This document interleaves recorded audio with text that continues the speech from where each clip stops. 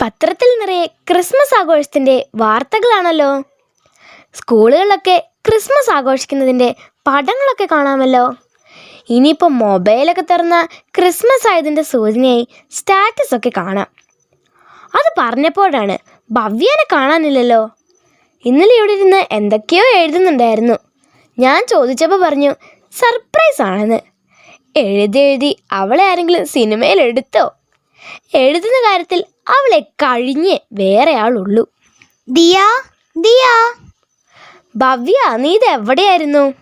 ദിയ, ഇന്നല്ലേ SKP സ്കൂളിലെ Christmas ആഘോഷം.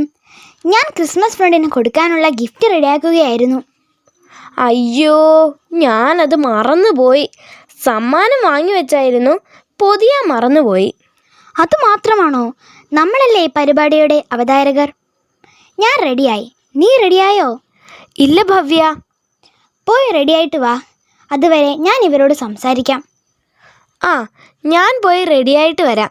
എൻ്റെ പപ്പയും മമ്മയും ഒരു അടിപൊളി ഡ്രസ്സ് വാങ്ങിച്ചു തന്നിട്ടുണ്ട്. ഞാൻ അതിട്ടിട്ട് സുന്ദരിയായി പെട്ടെന്ന് വരാം. ഹായ് കൂട്ടുകാരെ, നിങ്ങളെല്ലാവരെയും കാണാൻ നല്ല ഭംഗിയുണ്ടല്ലോ. എല്ലാവരും ക്രിസ്മസ് ആഘോഷിക്കാൻ റെഡിയാണോ? ക്രിസ്മസ് എന്ന് പറയുമ്പോൾ എന്താണ് നിങ്ങളുടെ മനസ്സിലേക്ക് പെട്ടെന്ന് കയറി വരുന്നത്? എന്തായി കാര്യങ്ങൾ? നീ എന്താ പറയുന്നത്? നീ ഇത്ര പെട്ടെന്ന് റെഡിയായോ? ആ അതെ, എനിക്ക് റെഡിയാവാൻ കുറച്ച് സമയം മതി. മേക്കപ്പിൻ്റെ ആവശ്യമൊന്നും ഇല്ല. ഓൾറെഡി ഞാൻ സുന്ദരിയാണല്ലോ. പക്ഷേ നമ്മളെക്കാളും സുന്ദരികളുമായിട്ടാണ് നമ്മുടെ ഫ്രണ്ട്സ് വന്നേക്കുന്നത്. എല്ലാവരും ചുമലയും വെള്ളയും നിറമുള്ള ഡ്രസ്സുകളൊക്കെ ഇട്ട് അടിപൊളിയായിട്ടുണ്ട്. ക്രിസ്മസ് എന്ന് കേൾക്കുമ്പോൾ തന്നെ മനസ്സിലേക്ക് പെട്ടെന്ന് വരുന്നത് സന്തോഷത്തിൻ്റെ രാവുകളാണ്. ഓർമ്മകൾക്ക് സുഗന്ധവും കാഴ്ചകൾക്ക് തിളക്കവും മനസ്സിൽ സ്നേഹത്തിൻ്റെ അതിമധുരവും സമ്മാനിക്കുന്ന മനോഹരമായ കാലം. അതെ അതെ. ഭവ്യ, നീ എവിടെ നിന്നോ ഒരു പ്രാർത്ഥനാ ഗീതത്തിൻ്റെ ശബ്ദം കേൾക്കുന്നുണ്ടോ?